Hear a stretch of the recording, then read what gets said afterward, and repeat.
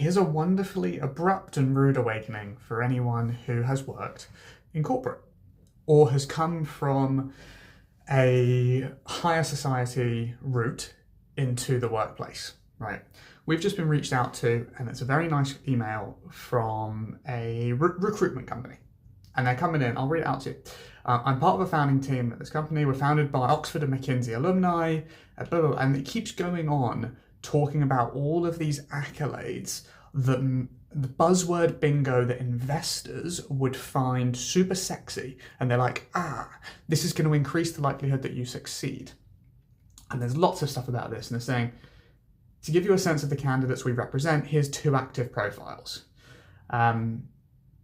This person from this well-known company, 3 years of progressive experience at another well-known company with 115% quota attainment in financial year 24. University of Warwick graduate, former university women's first lacrosse captain, expert in outbound prospecting, stakeholder mapping, and building 100K plus pipelines. And then another one pretty much exactly the same. And what this tells me is you worked at a prestigious company and didn't do a fat lot, right? If you cannot handle specificity, the chances that you know what you're doing are really quite low. And so it went on to say a bit more of this, our network is this big, primarily from STEM, from finance profiles, top tier this, top tier that, pitching the top 1% of the market, all this sort of stuff. And yeah, it sounds sexy and investors like it. If you are going into the investment world where people are just going to give you a load of money and gamble that you're going to make some, this sort of shit works. So crack on. If you are coming from the bootstrapping world of make money or die, this doesn't cut it, right? So I politely replied to them, I think you will enjoy this. I certainly enjoyed writing it. Which is saying, thanks for reaching out. We are indeed expanding at the moment, so I'd love to get there in the most efficient way possible. Your pitch is very buzzword bingo heavy, so let's cut to the jargon and get straight to the meat of it. We're looking for trained and experienced closers. If you have possible candidates you think would knock my socks off, please send me the following details and we'll go from there. Okay, this is the shit that actually matters, right? That is actually going to tell me if a candidate is likely to succeed. 1, what formal training have they had and how much did they pay for it out of their own pocket? Okay, I cannot explain how important that is, because if a company has sent you off there, did you really pay attention? Like, did you actually have to graft to learn it? In most cases, no. Sometimes yes, but it increases the likelihood that I think you're a grafter if you forked your own money out for it and you weren't just handed it on a plate, right? 2, what are your closing stats? If you're going to be a closer, that's what I care about.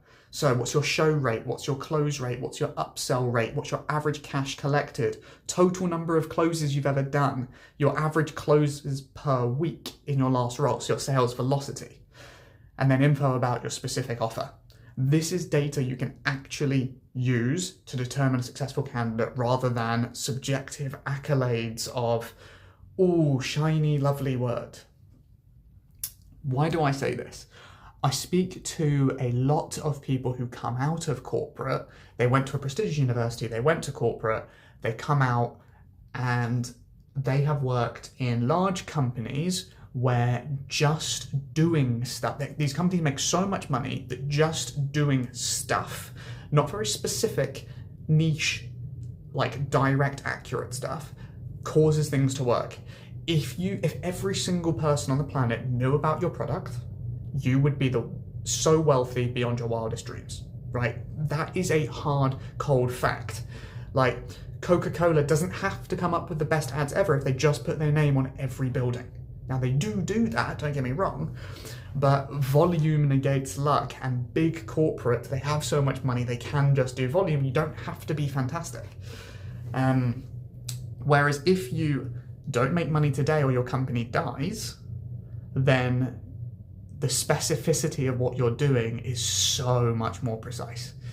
And the number of people I see who come out of corporate, start a startup that's not funded by investment and just completely facepalm the floor, it's painful, because They know so much better than us. Like, oh, you don't know that this is so important, this is so important. And what they don't get is if you don't get money, your company dies. And they're all thinking about this big brand and all this other stuff they think matters. They think that's moving the needle because that's what they've worked with for the last 5 years. And they're right. It is important when your company does tens or hundreds of millions of pounds a year. But if you are starting from zero, none of that matters. No one gives a damn. We just need to know how good are you at doing the single task. Like when you start a business, you have to do every task. And then when you delegate, when a task gets big enough that you can actually hand it off to someone, you need an expert at one thing. Not everything, one thing to take that one thing off your plate. And in this case, we're looking for closers, so sales guys.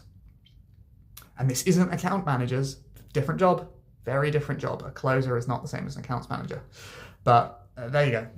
I thought it was a really fun one that came in. And I replied, and who knows, this might end up being a really good connection. But there are two types of startups. The startups that get investment and they work in the corporate jargon, la world, and they'll have gorgeous offices that they throw money away and they think it's a good expense. And you have people who bootstrap companies who know what money is actually important to be spent on, how to actually allocate resources. And then you end up, if you combine those two, you combine the latter person who's had to, fight in the absolute tooth and nail to get where they are for every penny, and you give them the sort of money that investors can have, you end up with people like Elon Musk, right? That come in and they rip stuff apart and they're like, this is useless, why are you wasting the money here? And they do incredible things. Welcome to the world of entrepreneurship, and it's a fun one, and I loved expressing this and giving you my emotionally charged insight into this. So from one of the most beautiful days in Melbourne, it's been like this all week actually, but I'm sad to be leaving. Have a great day, guys. Peace.